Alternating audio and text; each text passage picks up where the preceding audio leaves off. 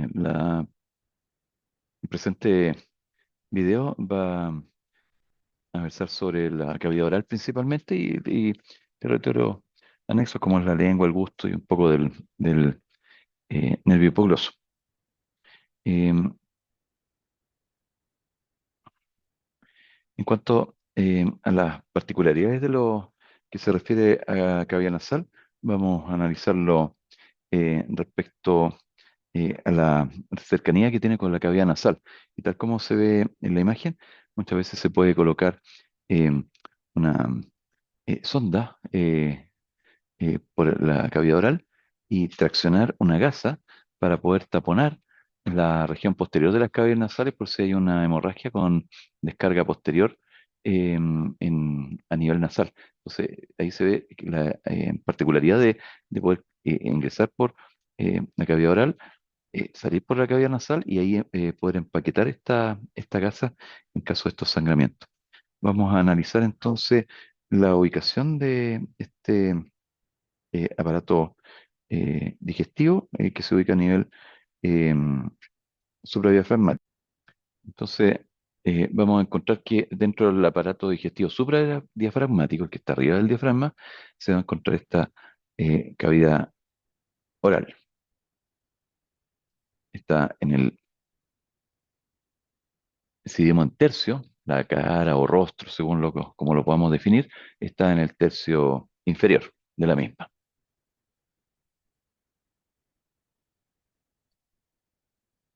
De todo este macizo maxilofacial y internamente esta cavidad oral va a tener una forma oval, su diámetro, su dimensión mayor es anteroposterior, cerca de 7,5 centímetros y transversalmente cerca de 6 centímetros. En su interior vamos a encontrar los arcos alveolo-dentarios que van a separar. El arco alveolo-dentarios son, vamos a ver inmediatamente, porque se denominan arcos. ¿Ya? Tienen los dientes, pero van a recibir también en su interior lo que corresponde a los alvéolos, las cavidades en los huesos maxilar y mandibular que lo reciben. Por lo tanto,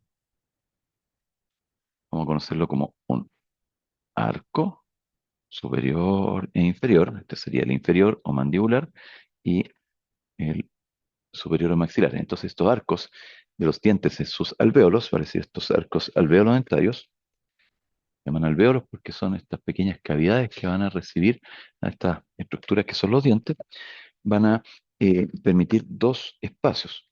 Uno que se encuentra entre los tejidos blandos, para decir los labios, y la región de la boca, por la región lateral o mejilla, que se denomina vestíbulo. Vestíbulo, igual que el vestíbulo de las casas. Antes de ingresar a las casas se encuentra en la parte más externa y internamente ya la cavidad oral propiamente tal.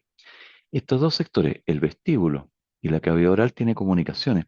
Una es la comunicación a nivel posterior retromolar. Ahí se puede introducir, por ejemplo, una sonda en un paciente que haya tenido un traumatismo y que se encuentre inmovilizado con ligas o amarras entre el maxilar y la mandíbula. Igual existe esta región posterior retromolar donde se va a poder introducir una sonda, por ejemplo, para alimentarlo igual por vía oral.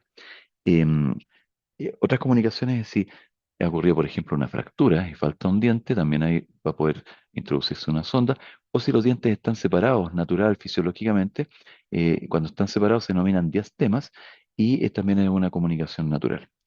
Cuando está la boca cerrada, la cavidad cerrada, es una cavidad virtual. Y cuando la boca está abierta, ya se hace evidente esta cavidad oral. En la parte anterior, si está la boca cerrada, se observa una hendidura oral. Y si está la boca, esta cavidad oral abierta, vamos a tener la abertura de esta cavidad oral. Por lo tanto, vamos a tener un orificio anterior, que es la separación entre los labios superior e inferior, y un orificio posterior, que se encuentra en la parte más posterior, que, como se ve en la imagen de la proyección, ¿cierto? De la fotografía, corresponde al istmo de las fauces, que está delimitado por la úvula, el margen posterior o inferior del velo palatino o paladar blando, el pilar palatogloso y la base de la lengua. El contenido de esta cavidad oral son los arcos alveolo-dentarios superior e inferior y la lengua.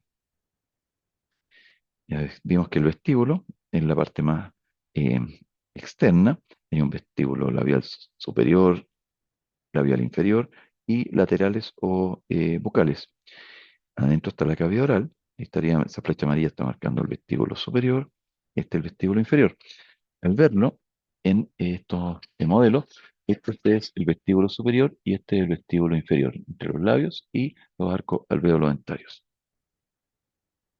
Ahí en la proyección del dibujo se ve vestíbulo superior, vestíbulo inferior. Ahí está el vestíbulo superior con los espacios, sé que están los dientes con sus puntos de contacto, no va a haber comunicaciones, pero si están separados, naturalmente se denominan diastemas, y a nivel de la parte posterior de los molares, el espacio retromolar, en que corresponde también esta cavidad. Em, entonces, la cavidad oral llega hasta los labios adelante, atrás hasta el istmo de la fauce y lateralmente hasta las paredes laterales o región de la mejilla o genianas, arriba hasta el paladar duro y blando y abajo hasta el piso de boca. Si vemos lateralmente,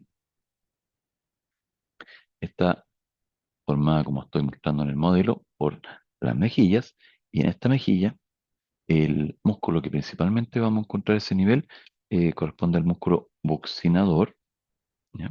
Acá vemos el vestíbulo lateral y más atrás un poco se observa el massétero y un tejido adiposo entre ambos que corresponde al eh, la bola adiposa de la mejilla, que en epónimos se denomina clásicamente eh, bola eh, adiposa de Bichat. Vamos a mostrar en un modelo ambos músculos,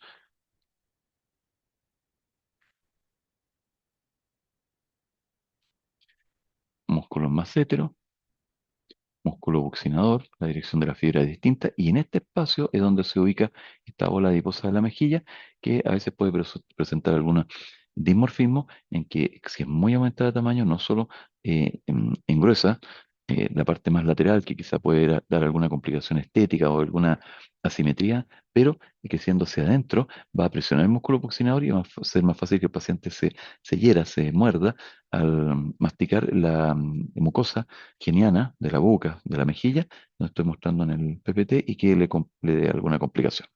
Entonces analicemos las paredes que tiene esta cavidad oral. Son seis, igual que si fuera un cubo, si fuera como esta estructura, un cubo tiene una pared superior, una inferior, una anterior, una posterior y dos laterales. La pared anterior está formada por los labios, la pared posterior no existe, es la comunicación con la orofaringe que se denomina istmo de las fauces. La pared superior el paladar duro y blando, la pared inferior, el piso de la boca y las paredes laterales ya dijimos que eran la región de la boca o mejillas, formada principalmente por el músculo buccinador. Acá vemos este espacio, eh, si fuera representado como un paralelepípedo de base rectangular, podríamos representar esas paredes. Entonces vamos con la pared anterior o labios, que van a presentar en la parte externa piel.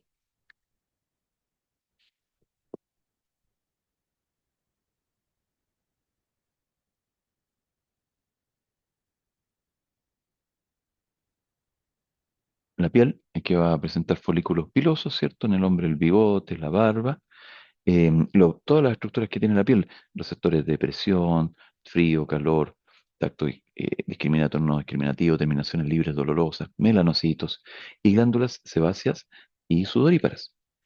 Hay un límite entre esta piel y la mucosa que está dentro, que se llama el rojo del labio o antiguamente borde de vermellón, y en la parte eh, más interna la mucosa, que se encuentra en la parte intermedia, las fibras musculares del músculo orbicular oral o orbicular de la boca, y en la parte más interna, donde está la mucosa oral, glándulas ya no sudoríparas o sebáceas, sino que glándulas salivales, que son glándulas salivales menores, que se denominan glándulas labiales. Las más desarrolladas son las glándulas eh, salivales del labio inferior.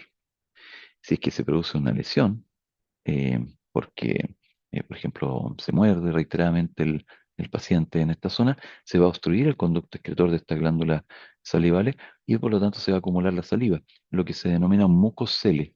Y se requiere en su cirugía eliminar todas las pequeñas glándulas que forman este verdadero como un racimo de uvas de estas glándulas salivales. Entonces se presentan ya las estructuras como tales y nos falta ver que en la parte más externa, como está representado acá, se presentan también las arterias y venas labiales, superior e inferior. Las arterias nacen de la arteria facial y las venas drenan a la vena facial. Vemos nuevamente en el PPT un corte del músculo, los diferentes tipos de glándulas, los folículos pilosos y esta rica red arterial que se anastomosa, que se comunica entre un lado y otro para producir realmente un círculo arterial labial, lo que es bastante importante de reconocer, ya que el, la sangre va a circular en ambos extremos. Por ejemplo, si hay una lesión, un corte o en una cirugía, se seccionan estas glándulas eh, labiales que van a ambos lados, hay que ligar ambos extremos, porque la sangre va a circular en los dos sentidos, ¿vale? Si se forma un verdadero círculo arterial a este nivel. En cuanto a los linfonodos, eh, vamos a encontrar linfonodos submentonianos y submandibulares. Em, los que se ubican a nivel submentoniano, por sobre el músculo mieloide, por eso que para poder evidenciarlo se le pide al paciente que levante la lengua y presione, por lo tanto, baje el músculo mieloide y ahí se pueden observar estos eh, el linfonodo submentoniano y hacia los lados los submandibulares. Para examinarlo, uno inclina la cabeza del paciente al lado correspondiente y ahí palpa esta zona, no haciendo un masaje de adelante hacia atrás, que ahí en realidad lo que haríamos sería estimular la glándula submandibular y más que palpar el linfonodo, al hacer ese movimiento saldría saliva de esta glándula submandibular. Entonces, los linfonodos que están al lado en realidad se palpan, se tratan de ubicar, inclinando la cabeza del paciente hacia el lado correspondiente y eh, en la imagen, el PPT, se puede observar que en el lado inferior el drenaje linfático va hacia ambos lados. En cambio, en el lado labio superior, solo al lado correspondiente a los linfonodos submandibulares. Esto es importante porque el drenaje, por ejemplo, una lesión, una inflamación, una lesión neoplásica, un cáncer, en el lado inferior drena a ambos lados, requiere el drenaje, la eliminación de los linfonodos de ambos lados. En cambio, si hay una de estas mismas lesiones a nivel del labio superior, solamente hay que eliminar, extirpar los linfonodos del lado correspondiente. Dentro de los dientes, más que anatomía dentaria, poder entender que va a haber una dentición temporal y una dentición permanente. Los dientes permanentes, si se producen todos los dientes en en la persona, en el adulto van a ser 32 dientes. Eh, 8 incisivos, 4 caninos, 8 premolares y 12 molares, tanto superiores como inferiores. Pero lo interesante es ver cómo se va desarrollando la dentición temporal y para llegar a la dentición permanente. A nivel temporal, vemos que son 20 dientes. Son en cada hemiarcada, por ejemplo, en esta superior, un incisivo central, un lateral, un canino y molares. No tiene premolares como la dentición permanente. Y estos se van a ir cambiando por la dentición permanente, que sí tiene premolares.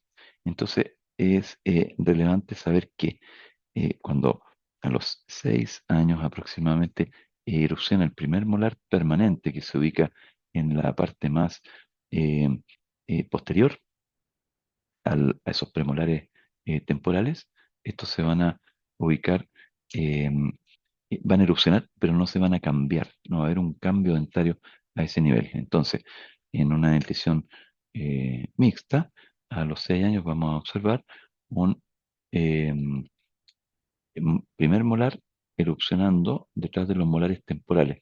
Eso confunde a veces a los pacientes porque piensan que todavía es un diente temporal. No, los dientes temporales son 20 y por lo tanto, si por cada y arcada sale un sexto diente, ya es un diente permanente que no tiene su equivalente temporal.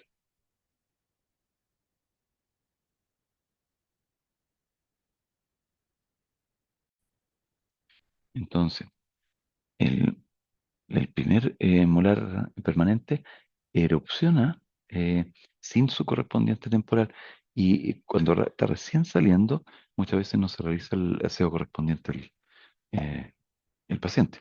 Los dientes, la parte externa que rodea la corona se denomina esmalte. Vamos a mostrarlo en un diente más grande.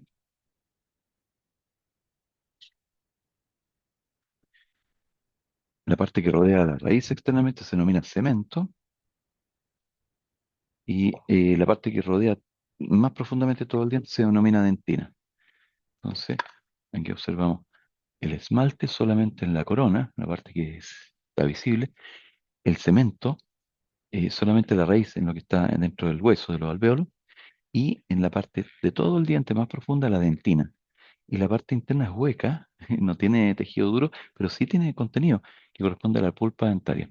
La parte interna se denomina cavidad pulpar, que está separada en una cámara pulpar a nivel de la corona y unos canales, canal o canales radiculares a nivel de las raíces.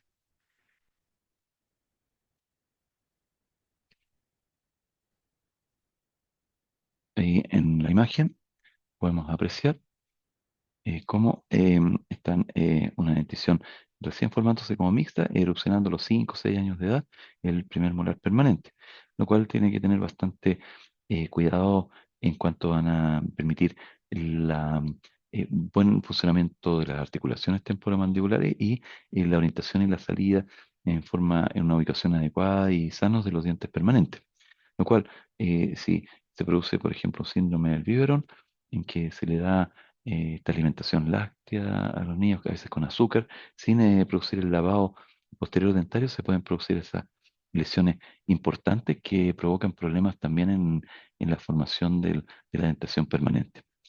Bueno, en los labios anteriores, que hemos dicho que son estas formaciones eh, musculares y mucosas, la parte anterior está la piel, la parte cutánea, un límite mucocutáneo, la cara posterior es mucosa oral, y donde se unen los dos labios se denomina la comisura bucal.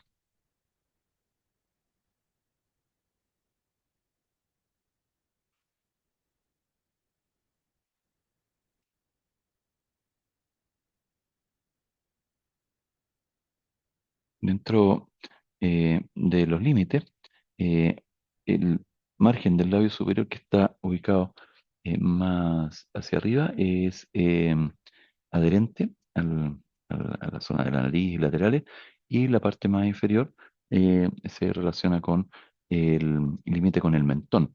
Ahí hay un surco entre el mentón y el labio que se denomina surco mentolabial, el cual también nos delimita eso. En cambio, el resto son márgenes libres, en los cuales vamos a observar que hay una hendidura oral y se forma en la parte más superior un límite entre la parte mucocutánea y la piel que se denomina el arco de Cupido. La- el surco, que se ve en la parte más medial del labio superior, se denomina filtrum, terminado en tubérculo, y el labio inferior a veces, cuando está muy desarrollado el tubérculo, forma una verdadera fosa o fosita del labio inferior.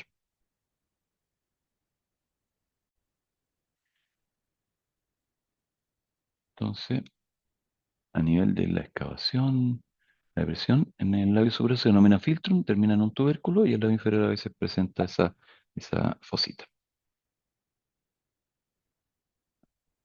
Ahí se observa el surcomento labial. Y en la cara posterior o mucosa es donde encontramos en el labio superior e inferior estas glándulas salivales labiales. Las más desarrolladas son las que se observan en el labio inferior. Pueden haber lesiones también a este nivel, pérdida de continuidad a este nivel, lo que se denomina una úlcera. La úlcera en la mucosa eh, se denominaría úlcera labial. Entonces, en la piel hay un estado que tiene folículos pilosos, glándulas sebáceas y sudoríparas. El, en la mucosa vamos a encontrar un surco entre la parte mucosa y la encía que se denomina surco gingivo-labial. Eh, Como veíamos en la imagen anterior, también se puede ver un frenillo, en este caso sería el frenillo labial inferior, y la capa submucosa van a tener las glándulas salivales menores que se denominan labiales. Hay otra imagen donde se observa el vestíbulo labial y la capa muscular está formada principalmente por el músculo orbicular oral o orbicular de los labios. Tiene dos eh, porciones eh, que eh, tiene una porción más externa y una más interna.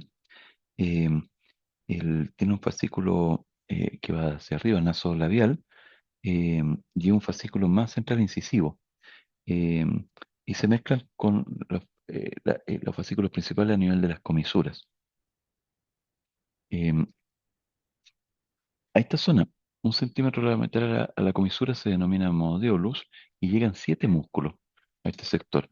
El orbicular de los labios, el cigomático mayor, el risorio, el cigomático menor, el buccinador, el platisma, el elevador del labio superior, lo voy a mostrar en otro modelo, y el depresor del labio inferior que ya lo había nombrado. Este es seccionamos, ¿cierto? La zona del elevador del labio, este sería el elevador del ángulo oral. Entonces ahí tenemos los 7 músculos que llegan a esta zona de la comisura. La vascularización, ya habíamos nombrado las arterias labiales, superior e inferior, que son ramas de la arteria facial, y se denominaban antiguamente coronarias, porque parecían como la asociaban a una corona de espinas. Y eh, irrigación accesoria, voy a tratar de mostrarla en otra imagen, va a corresponder a la arteria infraorbitaria, la arteria mentoniana, para lo cual vamos a valernos eh, de otro modelo.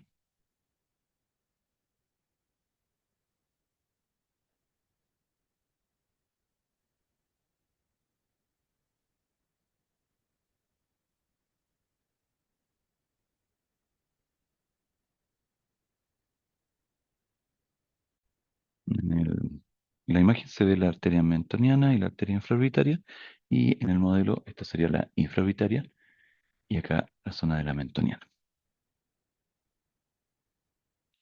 La inervación de estos labios, la parte motora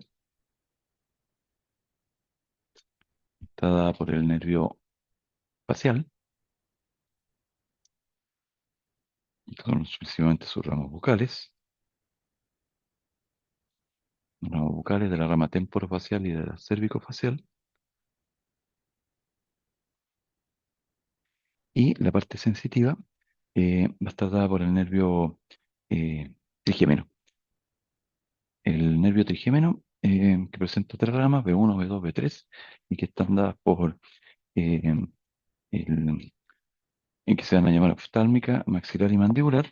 Vamos a observar en otro modelo cómo van a llegar a formar esta inervación.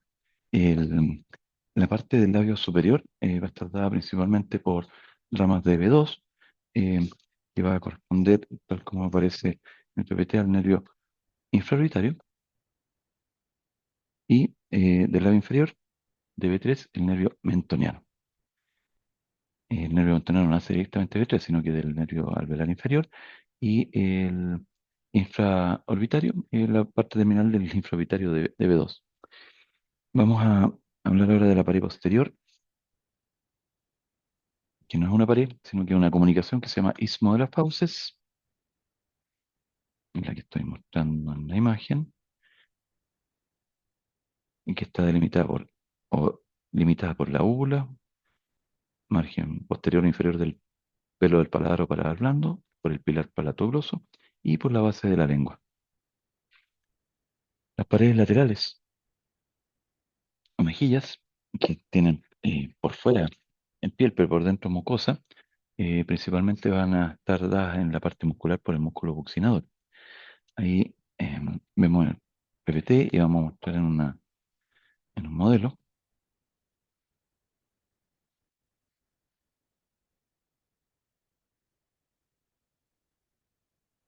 que se vea similar.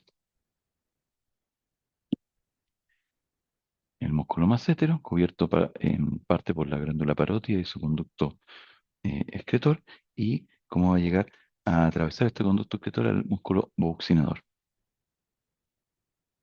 Lo mismo, vemos el músculo buccinador y cómo em, las inserciones del músculo buccinador son entre bordes o proceso alveolar superior e inferior. Es como una letra C. Si yo pudiera mostrar este músculo buccinador, no se inserta así en forma plana, sino que es como una letra C. Por eso el fondo del vestíbulo superior e inferior eh, cambia cuando el paciente hace diferentes movimientos de soplar, de movilizar su mejilla, porque es arrastrada parte de la mucosa por esta inserción muscular. em, a nivel anterior llega hasta la zona del modulus, pero a nivel posterior se continúa con el músculo constrictor superior de la faringe, uniéndose con él a través de un RAFE que se denomina RAFE mandibular, antiguamente aponeurosis faringe, que corresponde al ligamento mandibular, que es un ligamento accesorio de refuerzo de la articulación temporomandibular. La acción del músculo coccinador, principalmente la acción de soplar, de generar presión con aire internamente, y la irrigación está dada por la arteria bucal, también aporta la arteria facial transversa. La inervación de este músculo como músculo facial está dada por el ramos del nervio facial, inervación motora.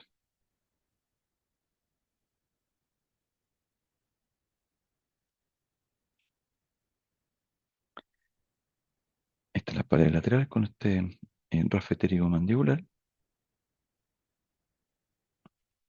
nuevamente la musculatura. Y la conducto de la glándula parótida, al perforar este músculo obstinador, llega aproximadamente a nivel del segundo molar superior, como papila parótida, por eso que al querer que haya menos em, eh, saliva en la cavidad oral, se puede colocar una tórula de algodón en la región cercana al segundo molar superior y ahí va a absorber esta saliva serosa que está dada por la glándula parótida. Esa es la papila parotidia. Ahí. Y en el piso boca está formado principalmente por el músculo miloioideo, eh, que es un verdadero diafragma, que va a separar la zona del cuello a la zona eh, eh, de la región sublingual. Y que vemos acá el músculo miloioideo,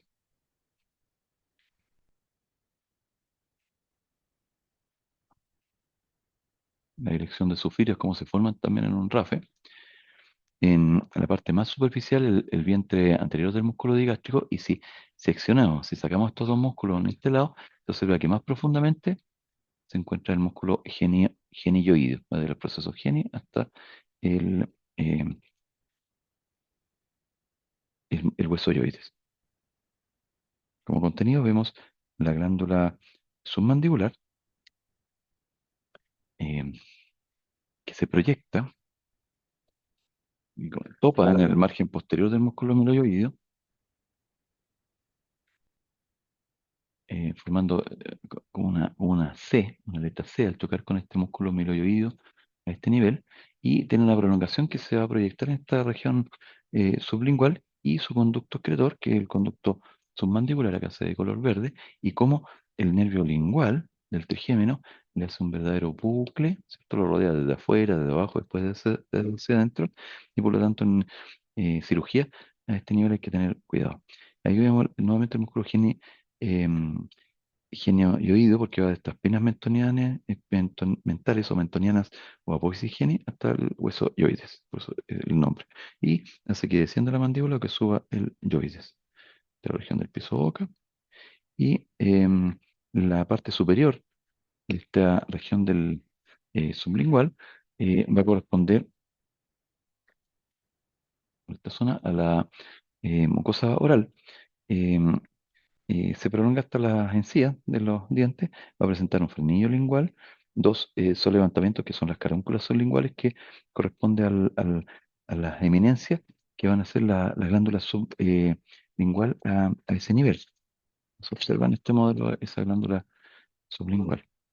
Y a los lados unas pliegues que forman la mucosa que se llaman pliegues sublinguales. Ahí está el frenillo lingual, zona de las carúnculas sublinguales, que corresponde a la zona donde hacen eminencia las glándulas sublinguales, que se clasifican como en anatomía macroscópica como glándulas salivales mayores, pero si uno las hiciera un corte histológico, son muchas glándulas salivales menores juntas, pero que clínicamente las vamos a ver como una gran glándula. Acá vemos en una visión, ¿cierto?, superior, sacando la mucosa, el ducto submandibular y cómo el nervio lingual le hace este bucle. La pared superior o techo de la cavidad oral está formada por un paladar duro en la región anterior, que está formado por el hueso maxilar y los huesos palatinos, y el tercio más posterior, en el paladar blando o velo del paladar. Ahí vemos la formación como los procesos maxilares y la lámina horizontal de los huesos palatinos forman este paladar óseo, y que en la parte más posterior va a presentar la espina nasal posterior, donde se va a insertar parte de la aponeurosis de palatina. Ahí vemos el hueso maxilar, el hueso palatino, a los lados el proceso alveolares donde están los dientes. En general tiene diferente grado de convexidad, hay unos paladares muy planos, otros muy ojivales y otros intermedios, lo cual también a veces pueden producir algunas alteraciones de la parte de fonoarticulación. Ahí vemos un paladar promedio, y en la parte está tapizada por mucosa. En la región anterior se encuentra una papila incisiva y las rugas o rugosidades eh, palatinas que son muy, o sea, son diferentes entre cada persona. Es una verdadera huella digital que muchas veces utiliza para reconocer el recto, por ejemplo, humano, y para ver a qué persona corresponde. La ontología forense utiliza bastante estas arrugas palatinas. Es muy adherente, en la mucosa es muy delgado el espacio, la separación con el hueso, y por lo tanto es muy adherente a este plano osteoperióstico. Ahí vemos la parte media con un verde rafe, la papila incisiva, las crestas o palatinas, estas crestas transversales palatinas. En la parte más posterior es más lisa y uniforme, pero más atrás presenta en el paladar blando una capa glandular que contiene estas glándulas salivales menores palatinas, em, em, que están más en la parte posterior, ya en la región más anterior incisiva están ausentes. Dentro de la irrigación, la arteria palatina superior o descendente participa en la irrigación, la arteria fenopalatina también, y los nervios, tanto sensitivos como motores, vienen del nervio palatino mayor,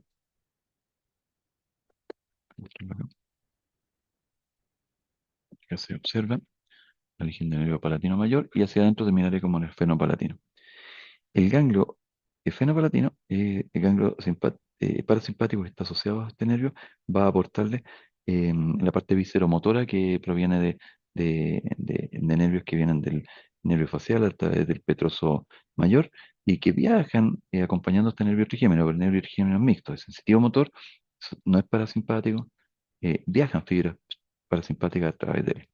Es toda la sensibilidad, no solo el trigémino de la mucosa, sino que también la secreción de estas glándulas salivales. Entonces vemos que el paladar duro está inervado en sus dos tercios posteriores por los ramos del palatino mayor, en su tercio anterior por el incisivo, y el paladar blando por los nervios palatinos menores que nacen del palatino mayor.